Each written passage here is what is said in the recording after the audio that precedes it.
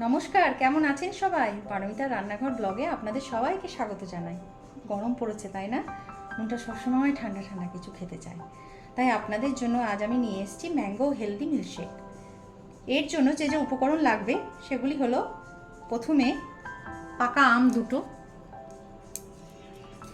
দুধ 1 গ্লাস, কাজু বাদাম, কিশমিশ, ডেটস, আমের কিউবস আর আলমন্ডস আর কাজু বাদামের পাউডার, খোয়া ক্ষীর, শ্রীখণ্ড আর আইসক্রিম, আর অতি অবশ্যই কেশর।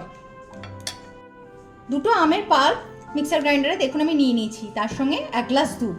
আর এর সঙ্গে যেটা অ্যাড করব সেটা হলো কাজু, ডেটস, কিশমিশ আর এলাচ।